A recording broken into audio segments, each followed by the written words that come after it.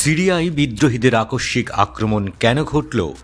2011 সালে এক ভয়াবহ গৃহযুদ্ধ দেখেছিল সিরিয়া, কিন্তু বেশিরভাগ অঞ্চলে স্থিতিশীলতা ফিরে আসার পরেও দেশটির পরিস্থিতি আবারও উত্তাল। বিদ্রোহী বাহিনী, যারা দীর্ঘদিন ধরে সরকারের নিয়ন্ত্রণের অধীনে ছিল, হঠাৎ করে আলেপ্পোর কাছে একটি বড় আক্রমণ চালিয়েছে। কেন এখন এমন আক্রমণ হলো? এর পরিণতি কি হতে পারে? অতীতের পরিস্থিতি।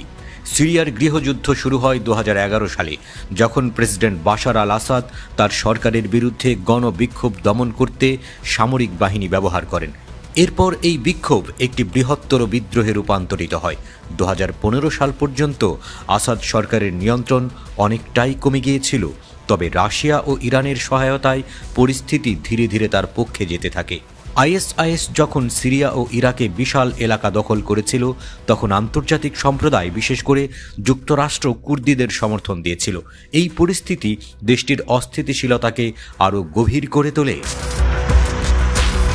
2020 সালে পরিস্থিতি একরকম স্থিতিশীল হতে শুরু করেছিল।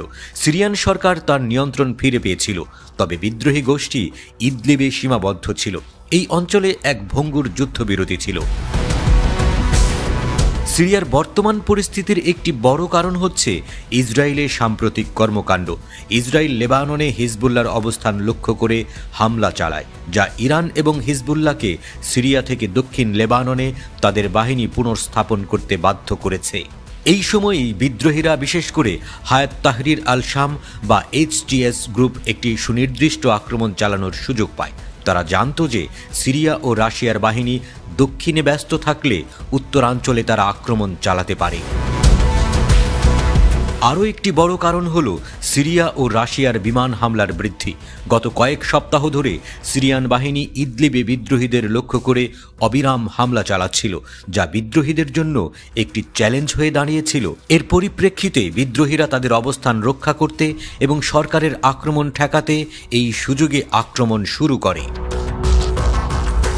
তাহলে কেন বিদ্রোহীরা এতদিন পর আবারও আক্রমণ করল? এর পেছনে দুটো গুরুত্বপূর্ণ কারণ রয়েছে। প্রথমত, ইসরায়েলের আক্রমণ দক্ষিণ লেবানন এবং হিজবুল্লাহর অবস্থানে চাপ সৃষ্টির ফলে সিরিয়ান সরকার ও তাদের মিত্ররা বাহিনী স্থানান্তরিত করতে বাধ্য হয়েছিল।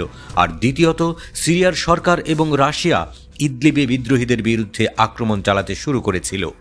বিদ্রোহীরা এই পরিস্থিতি বুঝে দ্রুত পদক্ষেপ নেয়, যাতে তারা সরকারের আক্রমণ প্রতিহত করতে পারে এবং তাদের এলাকা ধরে রাখতে পারে। এই বিদ্রোহী আক্রমণ সিরিয়ার জন্য একটি বড় সংকেত। সিরিয়ার উত্তর পশ্চিম অঞ্চলে যুদ্ধবিরতি এখন সংকটের মধ্যে।